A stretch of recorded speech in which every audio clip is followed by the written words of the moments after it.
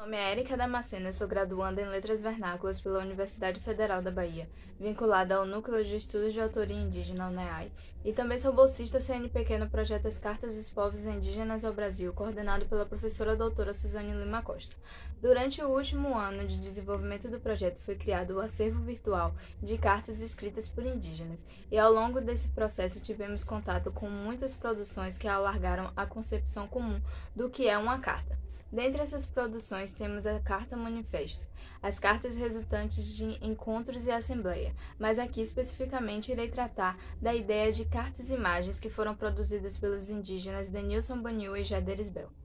As cartas-imagens são modos de criar correspondência entre remetente e destinatário, a partir do que Davi Copenau em Yanomami chama de desenhos escritos, os modos plásticos de produzir a dialogia em imagens de reencontros.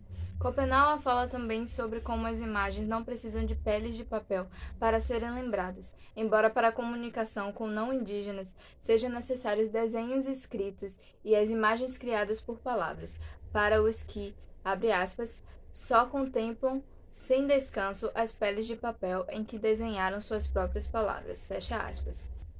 As cartas-imagens do Denilson Baniwa são cartas que, para além do significado, é uma provocação, porque as imagens formuladas pelo artista parecem brincar com a nossa percepção e com o que entendemos sobre arte e sobre os povos indígenas. As cartas-imagens, tanto do Denilson Baniwa quanto do Jader Isbell, apresentam indígenas nesse lugar de instituir, de descolonizar a arte através do deslocamento feito dentro da própria arte, seguindo o conceito de reantropofagia, ao se apropriar dos instrumentos colonialistas, como a própria instituição artística, para provocar uma subversão de narrativas. Isso que o Denilson Baniwa chama de reantropofagia, ou uma forma de, abre aspas, devorar de tudo o que existe sem usar talheres franceses. Ou seja, promover uma retomada das artes, da história, da escrita, da imagem, a partir desse lugar de indígena. O Jader faz algo semelhante com a Carta ao Velho Mundo, e provoca uma fissura quando constrói uma carta com a sobreposição em arte indígena na pintura Salomé com a cabeça de São João Batista, de Guido Reni. Uma cena bastante recorrente em pinturas e que se acha em livros de história da arte, como o que o Jader Isbell utilizou como crítica, para construir essa crítica. Ao mesmo tempo, criou esse lugar de denúncia ao genocídio indígena no Brasil e no mundo, desenhando o cocar na figura decepada, representada na cabeça servida na bandeja. No encontro entre a arte europeicêntrica e a arte indígena contemporânea. Unindo o poder da palavra com a potência das imagens, esses artistas instituem uma dança de artivismo e comunicação e deslocamento, quando o endereçamento é acompanhado de uma provocação, de uma ironia, uma forma de desconstruir a ideia de índio que é construída no Brasil e no mundo desde antes da colonização.